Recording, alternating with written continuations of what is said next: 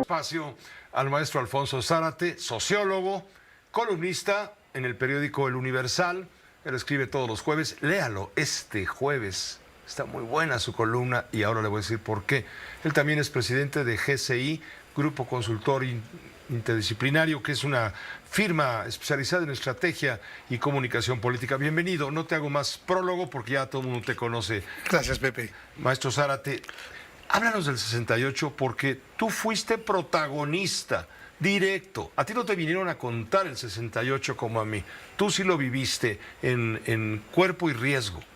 Sí, Pepe, te diría que incluso en mi caso, el 68 va a ser un año realmente muy importante en mi vida desde el principio del año. Sí, yo te diría que se experimentaba un ambiente muy denso, como que algo iba a pasar.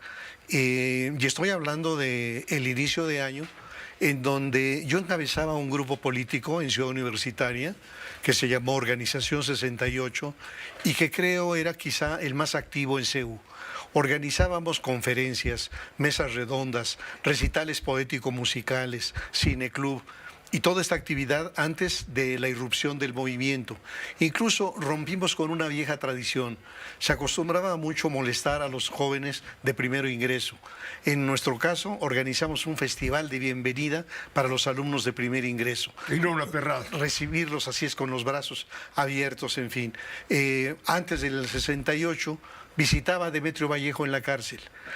Entre el viejo líder el sindical, fundador, ferrocarrilero de gran potencia en la izquierda, que el movimiento, padre fundador de la izquierda mexicana. Sí, yo te diría que, digamos, era... Activista, tú eres activista. Sin duda, Pepe, sí, fui un activista en ese momento.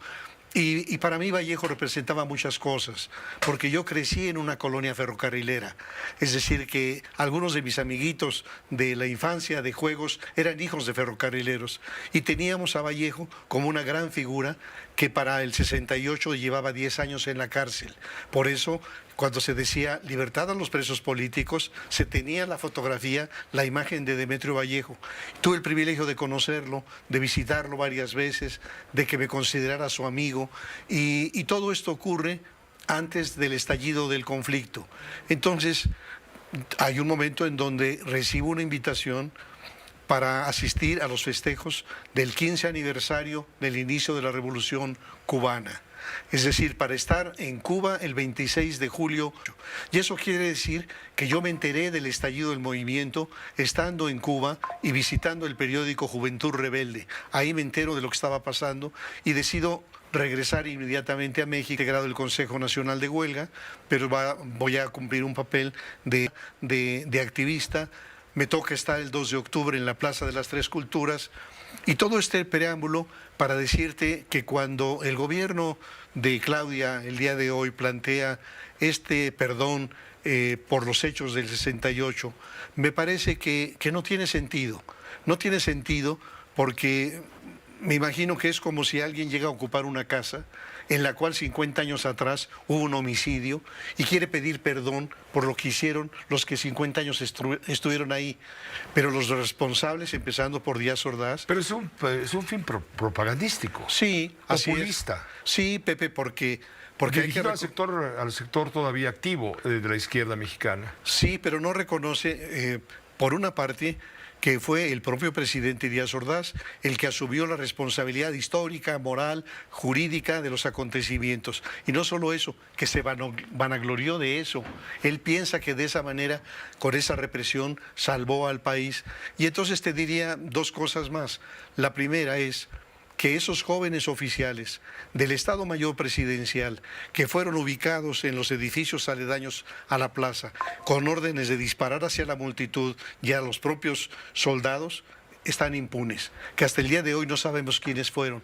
Seguramente ya son militares en retiro, Pepe. Joel Ortega ayer Juárez nos decía que hay por lo menos 800 expedientes empolvados, y mientras esto no quede fuera de los terrenos de la impunidad, ese perdón suena falso, suena a billete de 2 pesos.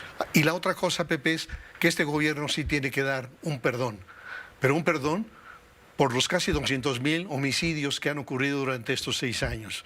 Tiene que pedir perdón por los más de 50,000 desaparecidos y tendría que pedir perdón inclusive por lo que ocurrió el día de ayer, por estos 6 inmigrantes asesinados por los soldados. De tal manera que el perdón del 68 creo que sería el que llegue la justicia, que sepamos quiénes fueron.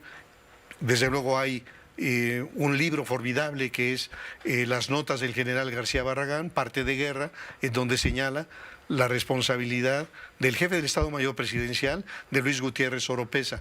Pero el propio general no nos dice su responsabilidad, por qué envió a esa plaza a esos soldados con bayoneta calada que no tenían nada que hacer en un mitin pacífico. Así que, pues sí, 2 de octubre permanece en la memoria, pero todavía con muchos hilos sueltos.